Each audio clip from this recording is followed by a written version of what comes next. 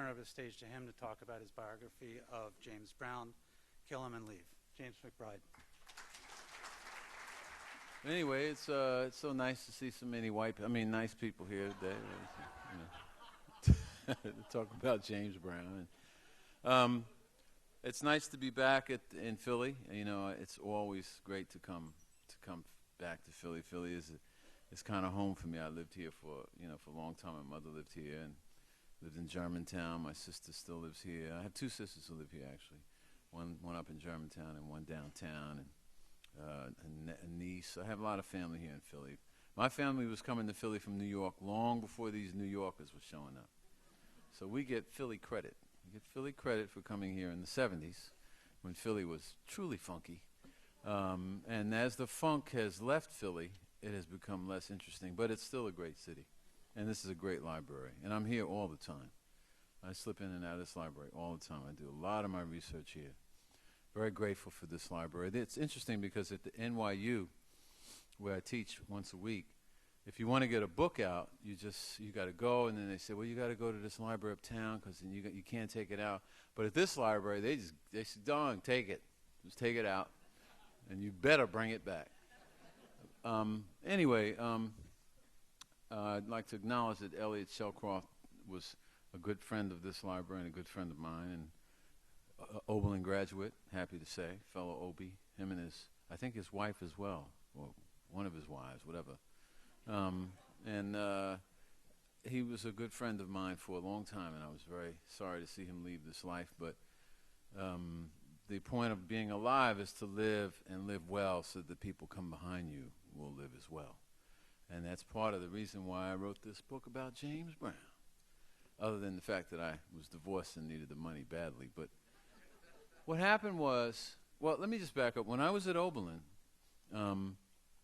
I was studying, before Oberlin had its magnificent jazz department, there was only one guy who taught jazz in the conservatory. His name was Wendell Logan. He was a black guy.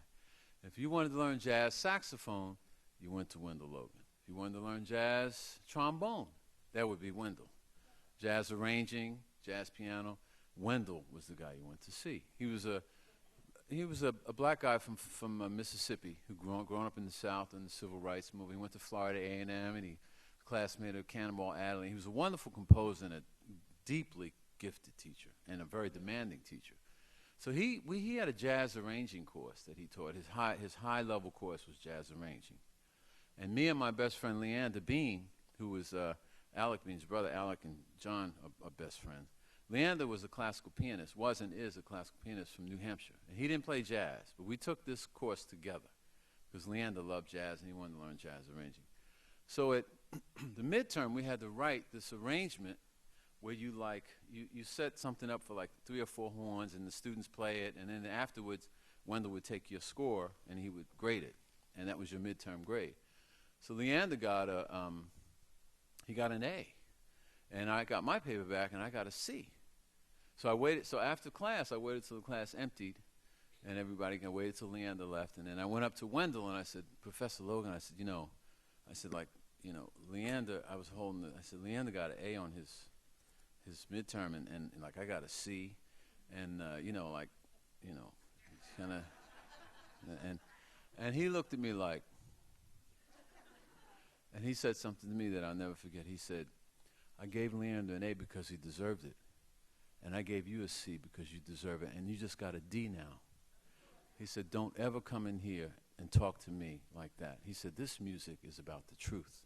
And if you're not about the truth, you're not qualified to play any kind of music. Now, good afternoon. And, of course, I was really embarrassed, and I ate it, And so that's who this book is dedicated to. At the very beginning of the book, it says just that. If you're not about the truth, you're not qualified to play any kind of music. So I can talk about the origins of why I did this book, but I thought it would be better if I just read for about 6 hours, and No, that's my sister there. No, I'll read a little bit and then talk about the subject of this very, very, what I hope is a compelling book. And it's not a biography, actually. It's a book about James Brown and how his life is a metaphor for what's going on in our country, both in the past and now. This is from chapter 1, and it's entitled Mystery House. Back in the 1960s, when I was a kid living in St. Albans, Queens in New York City, there was a huge, forbidding black and gray house that sat on a lovely street not far from my home. The house was located across a set of Long Island Railroad tracks that basically split my neighborhood in half. My side of the tracks was the poor side, tightly clumped, small, exhausted-looking homes, some with neat lawns and manicured flower beds, others like mine in total disarray. The neighborhood was mostly working-class blacks, post office and city transit workers from America's South who had moved to the relative bliss of Queens from the crowded funk of Brooklyn, Harlem, and the Bronx. It was a proud crowd. We had moved up. We were living the American dream. But on the other side of the railroad tracks was the high life, big, sumptuous homes with luscious lawns, long, shiny Cadillacs that eased down smooth, silent streets, a gigantic all-glass church, a beautiful park, a glistening brand-new steak-and-take diner run by the Nation of Islam that stayed open 24 hours a day on weekends. The Nation scared the shit out of everybody in my neighborhood back in those days, by the way. Not even the worst, most desperate junkie would stalk into a steak-and-take and pull out his heater. He'd be dead before he hit the door.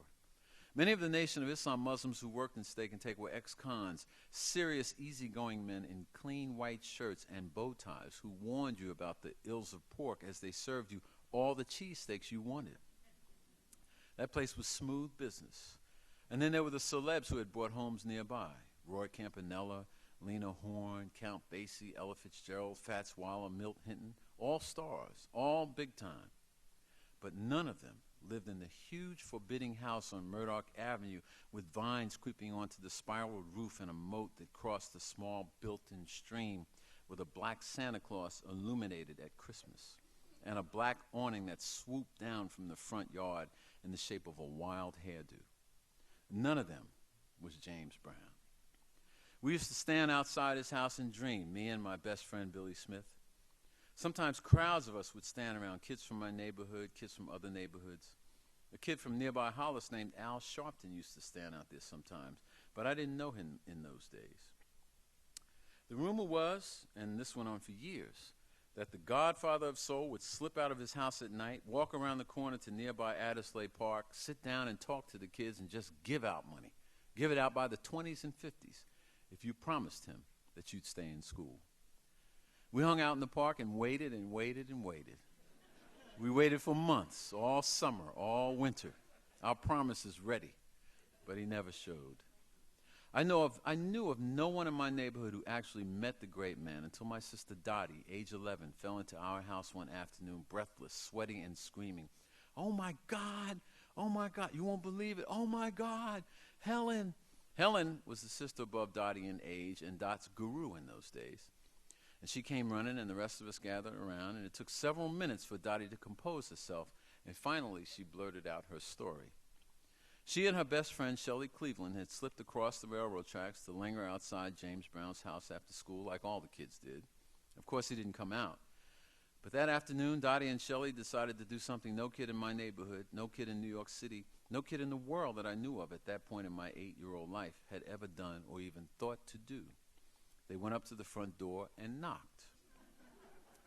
A white maid answered. She said, "What do you want?" Can we speak to Mr. Brown?" Dottie asked. "Wait a minute," the maid said. She disappeared. A few moments later, James Brown himself appeared at the door with 2 white women, one on each arm, both dressed in 60s wear, complete with beehive hairdos. Dottie and Shelley nearly fainted. The godfather of soul seemed tickled. He greeted them warmly. He asked Dottie, "What's your name?" And she told him, and he said, "Stay in school, Dottie. Don't be no fool." He shook her hand and shook Shelley's hand, and the 2 girls fled. We listened, breathless, as Dottie recounted it. It seemed unbelievable. Even my mother was impressed. "See that?" she barked. "Listen to James Brown. Stay in school." But who cared about what she said? What was important was that James Brown said it.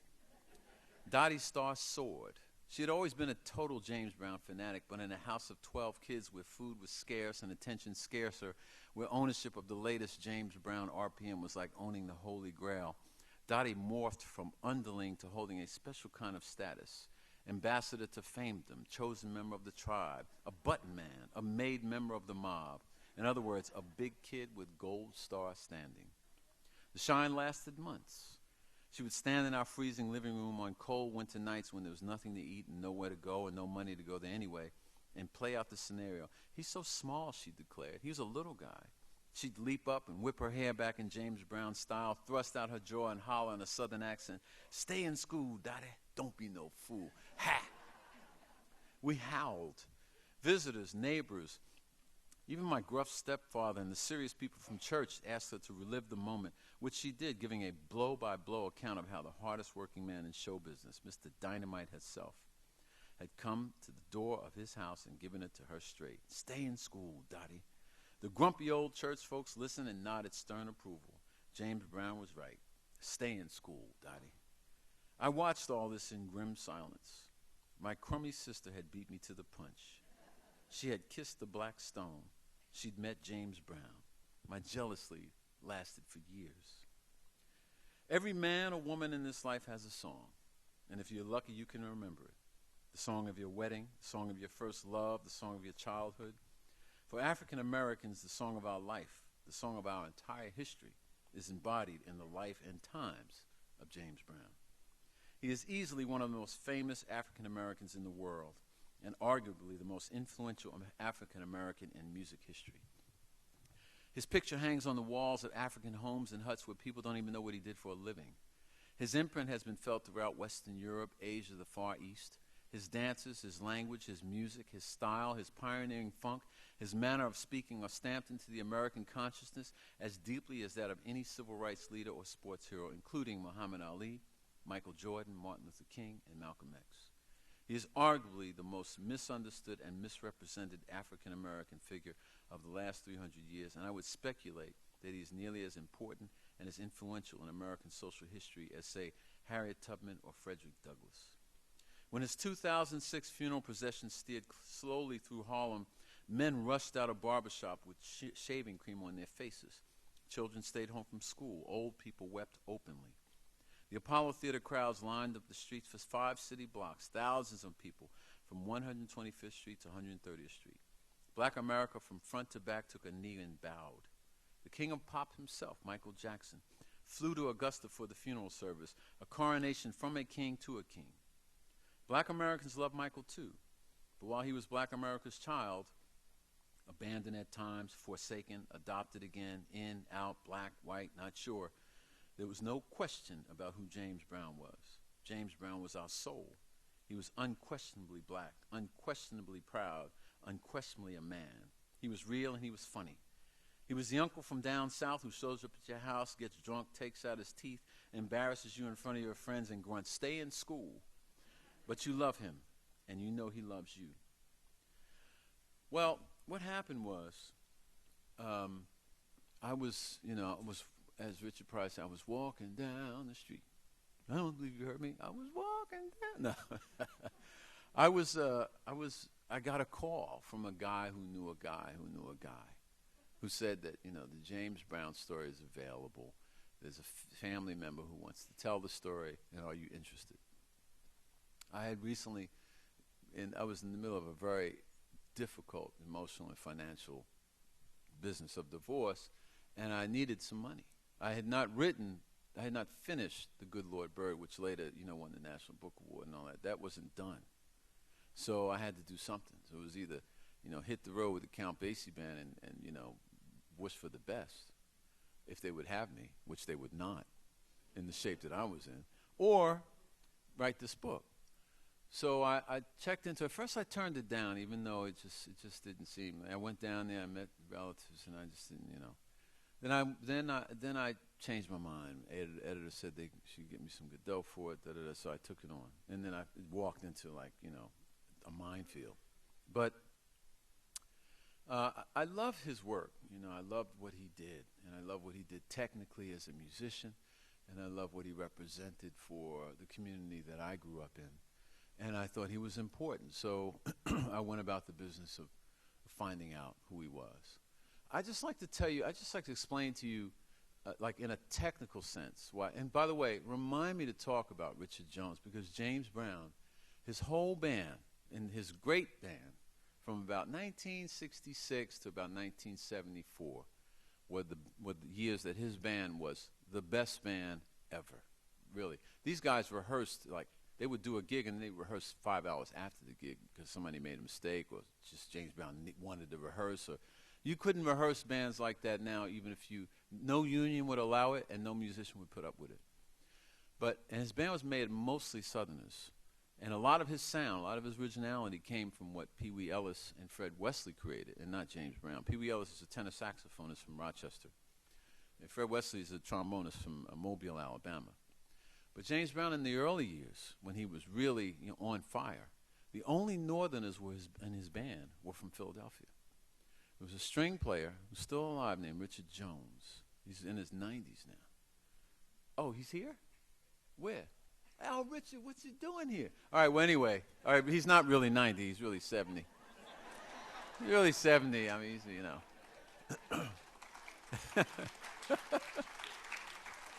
Richard, stand up and let the people see you.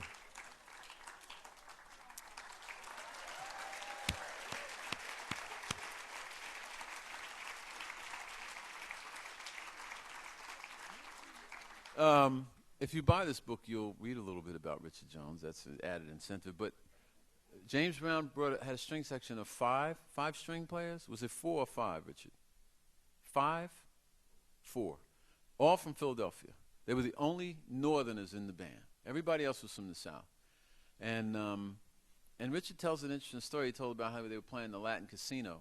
And, oh, by the way, if you can hear this string section when you hear live at the Apollo. And James Brown, Richard tells a story where James Brown he would say, I want these strings to step like, the rest of the band. And he said to Richard one day, I want the strings to step, And Richard said, but, Richard knew that Mr. Brown didn't know what a cello was. So he said, Mr. Brown, see the guy with the big violin? See, he can't. And James Brown said, oh, it's okay. All right, it's all right. So I'm glad I mentioned that. I'm glad that people got a chance to see Mr. Jones. There is an extremely deep legacy of music here in Philadelphia. You don't need James Brown here to talk about Sam Reed, for example, the great Reed player, Richard Jones, who was the musical director of several big soul groups in Philadelphia.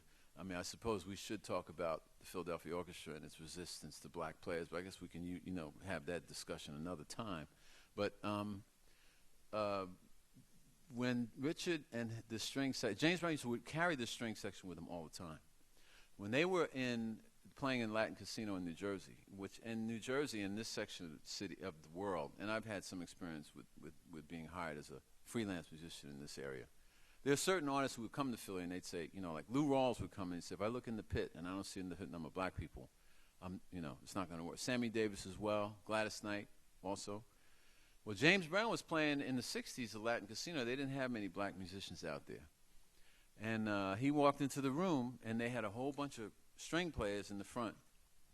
They were all white, and James Brown walked into the rehearsal, and he said, where's Mr. Jones? He said to the contractor, where's Mr. Jones? And the guy said, well, he said, Mr. Brown, we have some of the best string players in the world here. Mr. Brown said, James Brown said, can you sing Goodfoot? And the guy said, no. He said, well, you will be singing unless Mr. Jones. So he said, Richard said it was like the Red Sea parted, and all 4 string players came up to the front. And Richard talked about an interesting, situation like when he went to Europe to try to get German string players to swing. It was like being like the third monkey trying to get on Noah's Ark. I mean, maybe not. I mean, come back later. This one's not looking that good.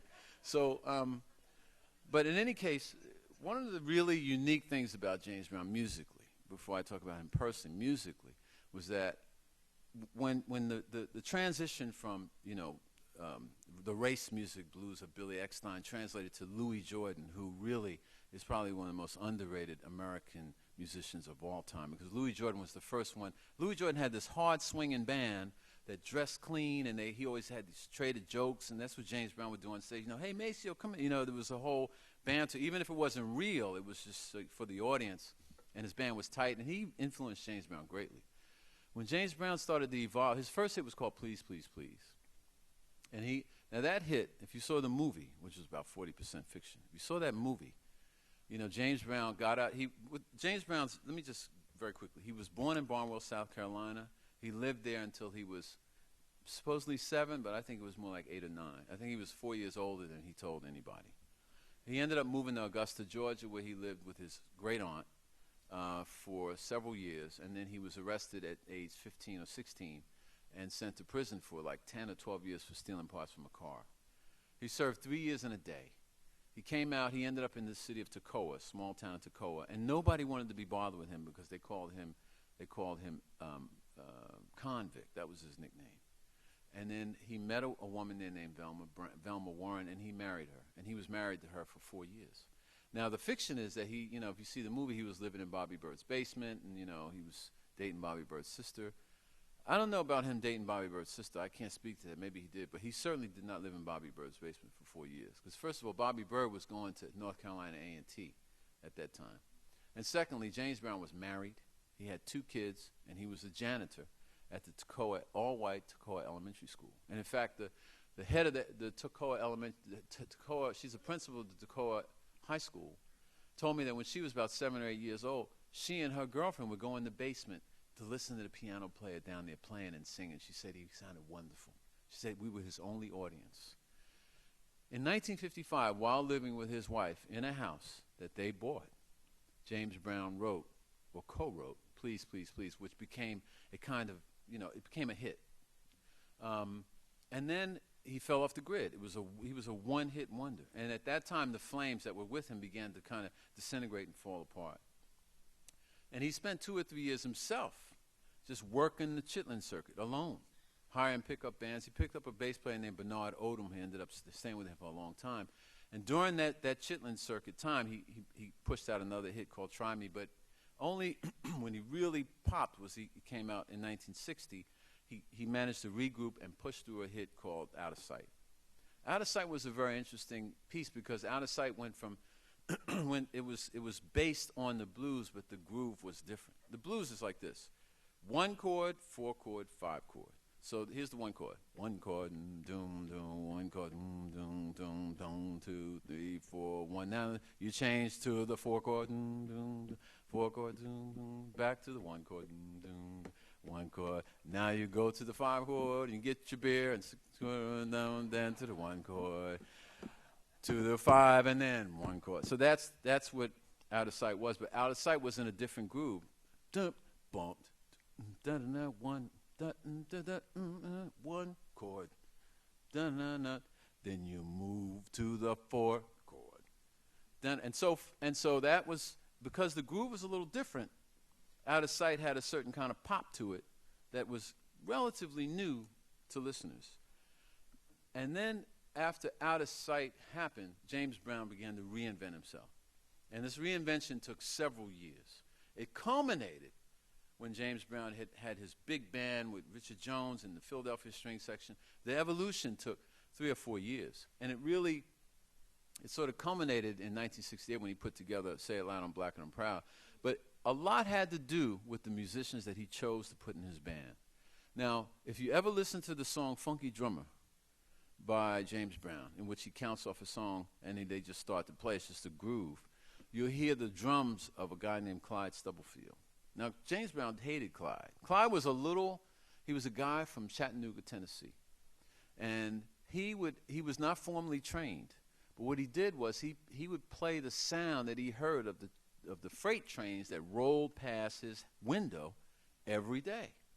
And so Clyde Stubblefield, really, more than anyone in James Brown's group, changed the whole meaning of what R&B drums should sound like. Because when you hear drums, you hear a guy go doom da doom da da doom da doom da da da. But what Clyde Stubblefield did was with his left hand he would hold the stick really loose, so that when it fell onto the snare drum, it didn't hit. So you would hear this boom boom boom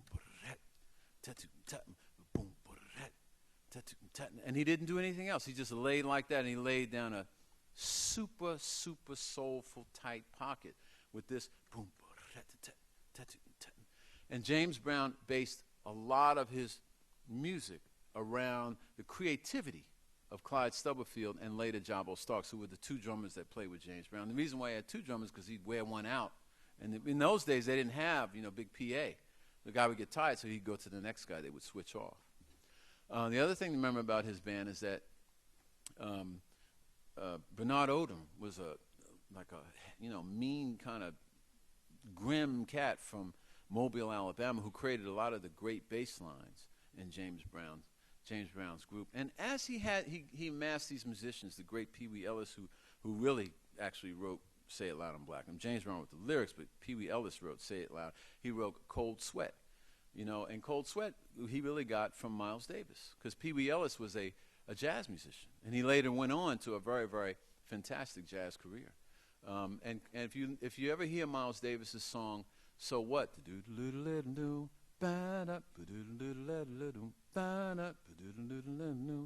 if you hear Cold Sweat, boom, it's the same key, same modality, and everything. So James Brown was wise enough to get these superbly gifted musicians together, some of whom were technically excellent, like Richard Jones and the Philadelphia musicians who could read really well and who understood jazz and harmony, and others, like he had a couple of trumpet players who could barely read music. But he had music directors like Fred Wesley, who was a trombonist out of Mobile, and Pee Wee Ellis to help him shape and to make his grunts into music. So when he came, by the time 1968 came around, he had evolved from going from the one chord, doom, doom, doom, doom, doom, to going from the one to the four to just simply staying on the one. And then sometimes he would go to the four just for 2 or 3 bars and then come back to the one. And what he did was, with the help of Clyde and Jabbo and his fantastic rhythm guitarist, Jimmy Nolan, and Harlan Cheese. What was Cheese's last name? Country, yeah. What was his real, what was it? Well, anyway, Country Kellum, right. I should also mention that when you talk about counterpoint, like if you pull out a third violin part of a Bach piece, it makes perfect sense. If you go to James Brown's early work, from like 1964 to 1974, and you pull out the guitar parts created by Jimmy Nolan, they make perfect sense, because James Brown's band was a mixture of many things. It was an amalgam of rhythmically implemented horn, guitar, bass, and drum parts that were woven together to create what the musicians called a washing machine thing.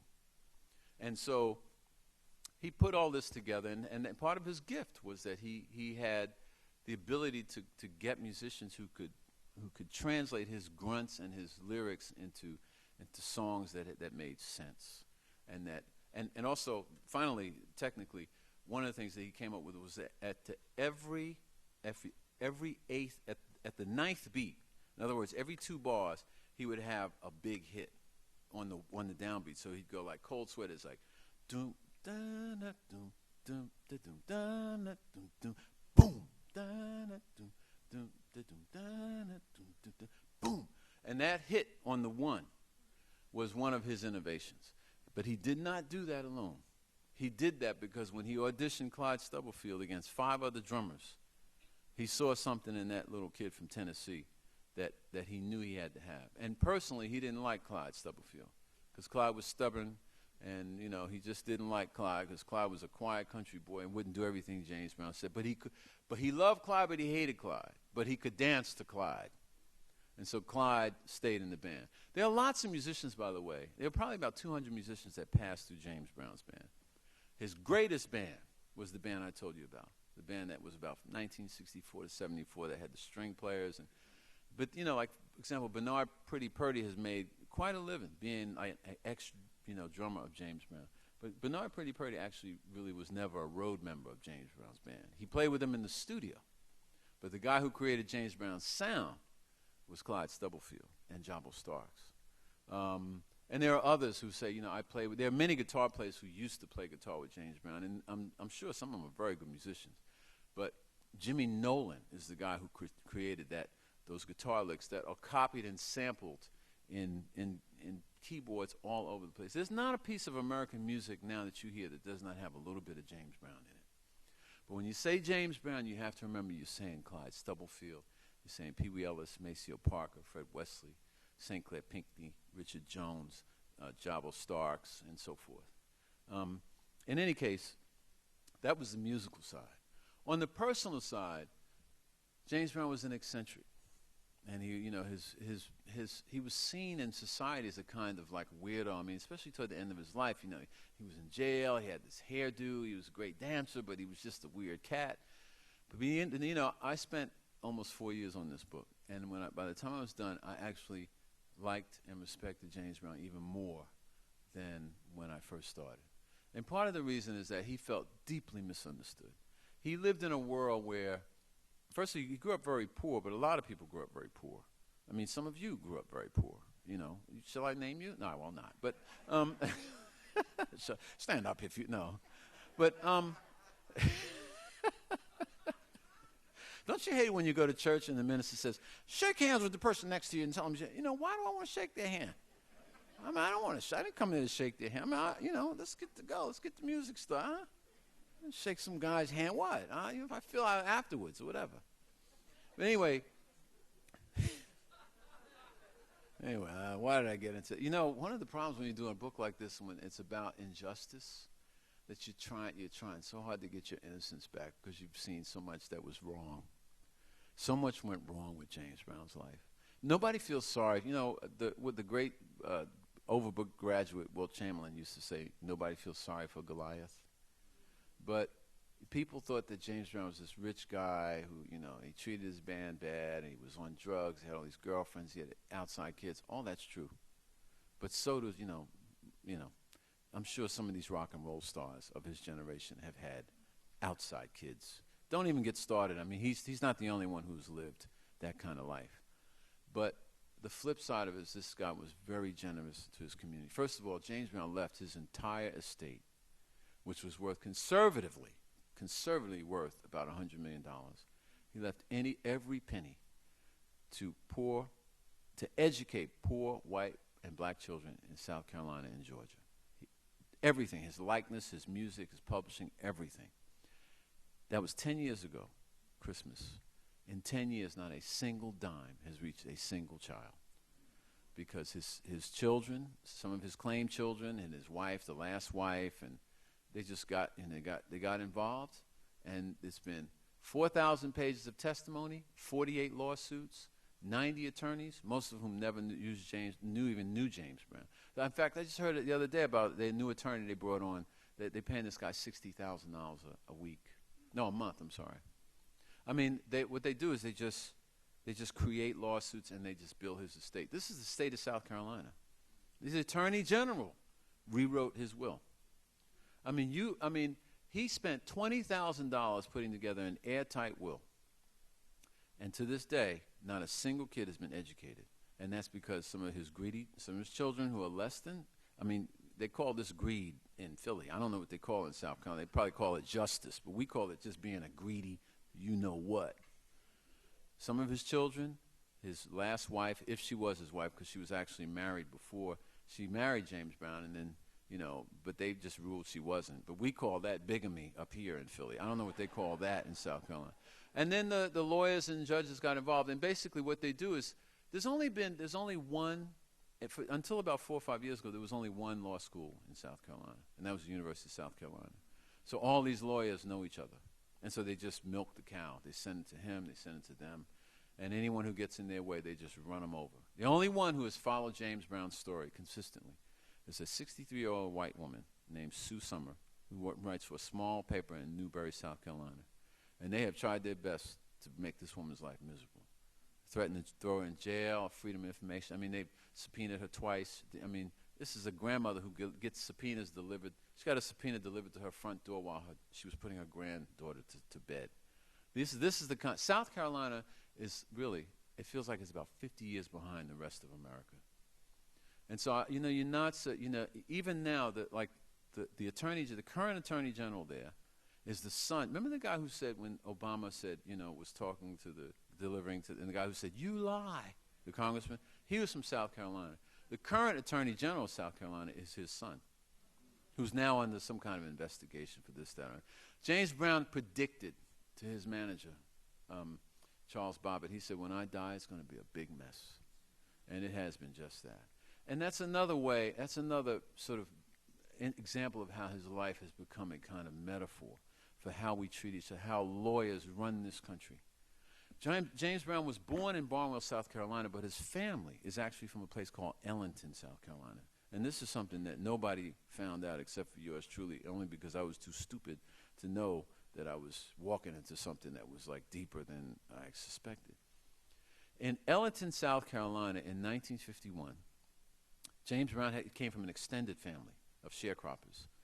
And in 1951, in the town of Ellington, Dunbar, and several other towns, they began to notice some strange activity. These strangers were driving up with trucks and putting down markers and so on and so forth, and they didn't know what was going on. And then around Thanksgiving, there was a big meeting in town, and they were told, "You all have to move, that we're going to build a nuclear bomb-making plant here. We need to keep America safe, and everybody has to move." They moved 6 towns. They took 361 square miles of territory. DuPont Company, General Electric, and the U.S. government took thousands of people and moved them all. They moved churches, stores, dogs, farms, cats, everything. Everything had to move. Now, most of the people who were dislocated with now the working class white farmers and the working poor, if they had homes, their homes were put on back of trucks and moved, or the government would buy you a new home, with the same value. But the sharecroppers, the majority of the ones who were displaced were black sharecroppers who had no homes. So they were just scattered to the wind. And James Brown was part of that lost tribe. And today, the Savannah River nuclear site is still there. They still make nuclear bombs. It's a bomb-making facility, essentially. It processes uranium for nuclear bombs. And so that's another metaphor in terms of to show how his life has just been. And when he died, when he became an old man, he only lived in New York for 10 years. He moved back to South Carolina. He bought a house, and from the front door of his house, he could see the 2 towers that rise up from the Savannah River nuclear site. They rise way up in the sky. And in his old age, he would tell Charles Bobbitt, his manager, he'd say, "You see that, Mr. Bobbitt? You see them towers? See how they're blinking?" He said, "That's the government. That's the government listening. They can hear me. They can hear me through my teeth. They're listening through my teeth." He was so paranoid about the government because as a boy, and his father taught him this as well, you don't have to worry about the government taking back what they want. They can just walk in your house and hang their hat on the rack, no matter what color you are. If they want to take it, they're going to take it. And so he had a great fear of the government. And he was clean to the IRS, to the walls by the IRS twice. It took 30 cars, everything. So he had a penchant for hiding money. He hid money everywhere. He dug holes and just buried money everywhere. You might go home right now and look in your backyard. I think I'm going to go home with Richard. Maybe he had a little something, He buried money. Are we about halfway? All right, so I'm gonna open. Finally, what the other thing this book does, it visits a lot of people that knew James Brown. Reverend Sharpton spent 15 years with James Brown, and when you see Reverend Sharpton talk, you see in James Brown. This book I visited his first wife, and she's never done an interview, and he had a wonderful relationship with his first wife, and I talk about the loss of his son Teddy, which broke his heart. And I talk about how he went to Zaire and he wouldn't take the Mobutu's diamonds. He just wanted to go home. He had a saying. This book, Kill 'Em and Leave, comes from what he used to tell Reverend Sharpton. He said, "Kill 'em and leave," right? The band would start playing, boom, tack, and the crowd, rah, rah, and he knew exactly when it was time to come out. And then when he came out, he would just kill him. And then when he was done, he would leave. But he'd get under the hairdryer first and get his hair permed and straightened out. Because Southern people, and James Brown was more of a Southerner than he was a black man, really.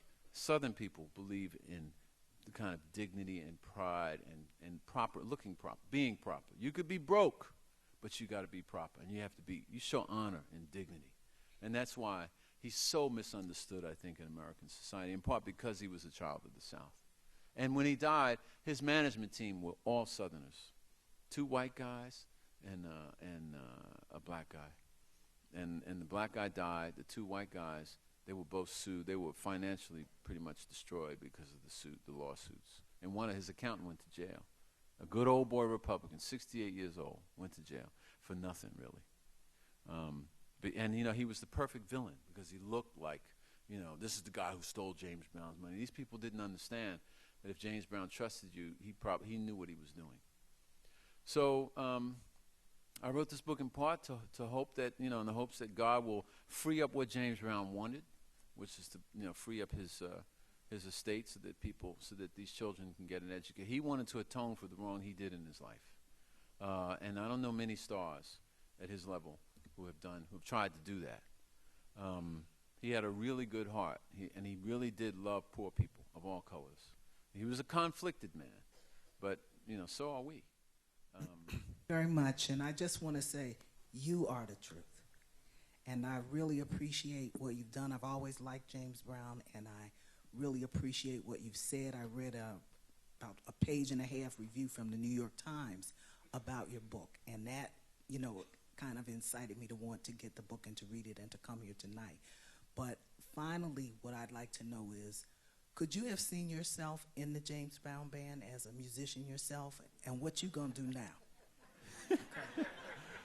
Well, you know, a few years ago, before Grover Washington died, we were in the studio working on. He recorded one of my songs. He recorded a couple of my songs, but this song he recorded, I played electric piano. I'm a saxophonist, but I played electric piano, and Ramsey Lewis played acoustic piano.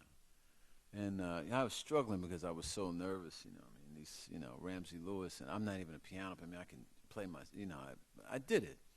But, you know, when we were in the studio talking, I said, man, Grover, I said, man, I just need to stick with saxophone. And we started talking about music and stuff, and I said to him, you ever play with James Brown? And he said, you kidding?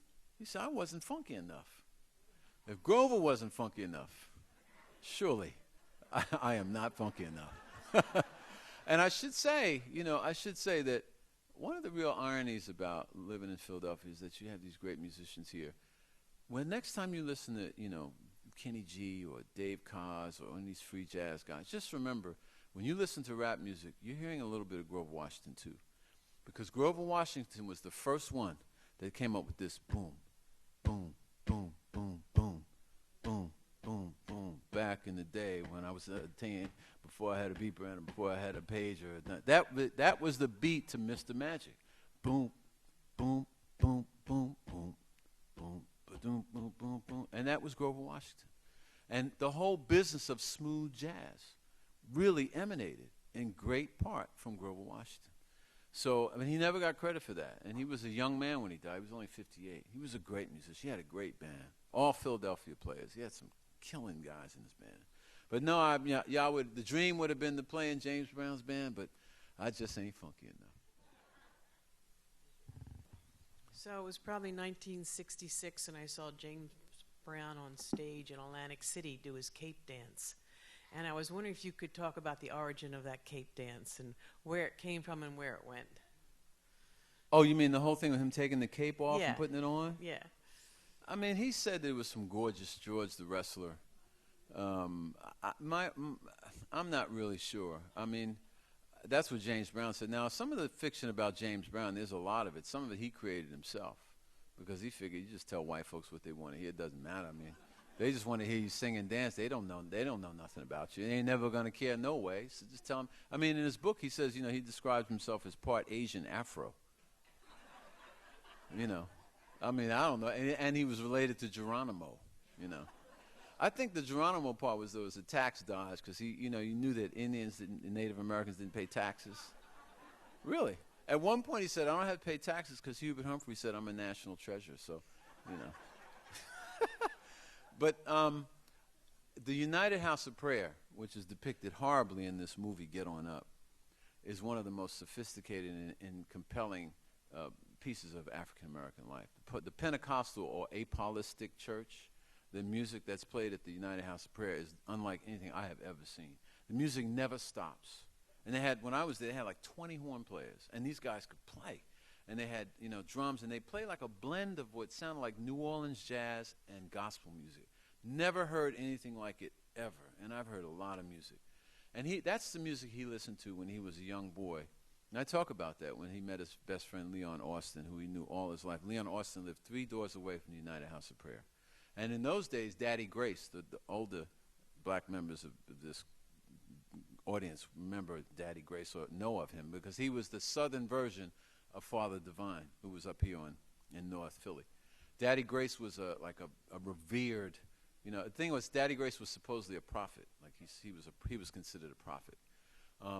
And I visited United House of Prayer, and I write about that in the book, but that's where James Brown got a lot of his church stuff from.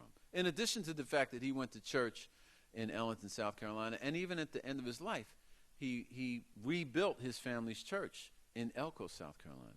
He rebuilt the church that his great aunt attended, and he was joined the choir, and he sang in the choir there occasionally.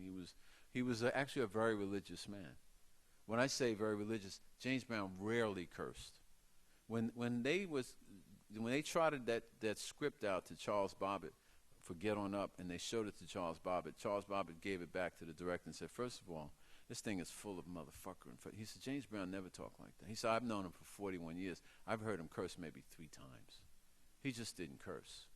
He wasn't that kind. He was a proper man. So that movie was just a terrible depiction. I mean, I'm a little bit, at my age, I'm starting to like say stuff that really isn't politically right. But I'm a little bit tired of Hollywood like dipping into black American life and just creating these stereotypical characters that have no basis in reality. Can we see some black women who are like shy, who are like resistant, who like science maybe, who have hobbies instead of just big black mamas who say, you know, you special boy, you gonna go far. I mean, I'm done with the Maya Angelou depiction of African American. I'm just finished with it. You know, I'm no longer interested in seeing that because you're teaching the culture to the children. You're teaching the wrong kind of culture. So that movie was just, I mean, the whole thing, him driving through 2 police cars in Georgia? No, he didn't. No, sir. Would you talk a little bit about why Reverend Sharpton or the NAACP or other African American organizations have not been able to bring justice to his estate? That's a good question. I don't know. I asked that of Reverend Sharpton, and he said, "Well, I don't want to get into it with Deanna and them. Deanna being James Brown's daughter, who's kind of heading the children. And I think he felt like he feels. I mean, I can't speak for Al Sharpton, but I think his cooperation with this book is kind of his tacit approval of he'd like to see this thing get moving. But I mean, he's a politician. I'm a writer, and you know, we don't. I don't know Sharpton that well. I mean, I covered the Michael Jackson Victory Tour for 6 months, 1984, and Sharpton was on that tour. And I never really spoke to him very much because, you know, I was a reporter, and my job was to be a reporter. The Jacksons hated me, actually. They thought I was like Uncle Tom, like, because they had never seen a black writer from People magazine before. And they hated the magazine, you know. It was months before they even spoke to me. So, but after a while, there was some respect. And, you know, there was stuff that went on that tour that I never wrote about because I just felt it was Michael's personal business. And I liked him a lot. And I really felt that, you know, this whole business of child molestation, I felt it was just all a bunch of made-up stuff. But I never publicly spoke about it because it's just, you know, I didn't want to get into that kind of silliness. But you ask a legitimate question. You know, if Reverend Sharpton were to stand on the front state of the, you know, State House in front steps of the State House and courthouse in you know, Aiken County, South Carolina, and say, you know, my father, as he refers to James, if my father wants these kids educated, would the outcome be different? Probably. But personally, I'm never going to step foot in South Carolina again because I'm scared I might get arrested. I mean, the people who are putting this, look, it's easy to talk about this here in Philly. But this morning, before I did the radio show with Marty Moscoline, I did a radio program with a reporter from the Georgia public radio station. And her reaction to my words in this book were completely different. She was completely funky. She had, you know, she knew James Brown's daughter, and she had clips of the daughter saying, my father was very poor, and he wanted the children to have things, and he couldn't even have a coat, so he would give his coat to. I said to her, we already know that. Let's talk about this will, and to talk about this, this trust this foundation. Let's talk about that. And so she said, well, his daughter said the foundation is working, and you're saying it's not, so what do you think about that? I said to her, I think it's journalism 101 for you to pick up the phone and call South Carolina and find out, because I know I'm right. But see, his daughter, she's a media savvy, and she goes around, and she gets little donations for this James Brown School of Funk or School of Music Pupils Academy or something. And white folks don't care, so they just think she's doing something. I mean, come on, the guy left $100 million to educate poor people, and has been kicked around for 10 years. And people, what happens? The truth travels like this in a straight line. Now, when you lie, you got to go all around this. You got to remember the lie, and you got to fix it up later. And that's really what this is about. I mean, I'm sure his daughter has set up some sort of foundation, So if she set it up, why don't she just name it after herself? Because her father already got one. So, my point is that, yes, it would be nice if the NAACP got involved. But that group is under fire or something. They have a lot to. First of all, they probably don't even know. And secondly, I don't know that they're that strong in South Carolina, because I'm not going back there. They need some sort of federal intervention in something like this, because they're making up the rules as they go along. Look, there was a time when a story that smelled this bad, people kicking around $100 million and kicking around the sole reporter who's looking after it would waft up here to Philadelphia. And then you get the Inquirer, the old Inquirer, and you could throw a rock across that newsroom and hit 5 of the baddest reporters you ever saw in your life. And they would go down there and they would kick the door in, and then the networks would come in and finish the job, and the rats would scurry. But newspapers are not what they once were. And you and I don't own a TV, but somebody's watching TV and wasting time on Donald Trump and all this other nonsense. When there's real news that's happening, and when newspapers are going, this is a reason why you have to read books and force and pay for your news, so you can get real reporters to go to places like South Carolina and free up this kind of money that needs to be free for these kids. Otherwise, you have what you have now, which is you have these giant law firms fighting against this one reporter, and then they just feed a little tidbit to some blogger or some half-journalist wannabe who they put it on the internet, and then someone believes it's fact. That put David Cannon, a 68-year-old white man, in jail for, as far as I'm concerned, my personal opinion, for nothing. I mean, the guy did everything James Brown told him what to do. So, legitimate question? I don't know what the answer is going to be. Yes, I am a big guy. We go way back, Third World Dorm, Oberlin College. And I remember your freshman year, you had a wonderful personality. And you got along with everybody, and I just want to, I'm proud to see that you've come full circle. And I wish you the very best with all of your creative works. And it's been a long time, James. Yow. Oh, wow. Yeah, you got kind of big. Yeah, wow. Yeah, it's good to see you. Yao, I think Yao was one of those who participated in when we had that big protest against, trying to get the school to divest funds in Nelson Mandela's. Yeah, we had this big fight at Oberlin. We were trying to get the school to divest its funds in companies doing business. And there was a big split in the black community at Oberlin because some of the black students refused to participate because white students started it. But Yao was among those who went on strike. 'Cause I went on strike as well. I mean, when we went on strike, it's because we didn't work. That meant we didn't go. Yao had to work. I'm just thrilled and honored that you came out tonight, and thank you very much. Remember James Brown, and remember what he tried to do. He really wanted people to live well. He wanted people to get along, and he meant it, and he proved it over the course of his life and after his life. So keep that in mind, and once again, thanks for coming out.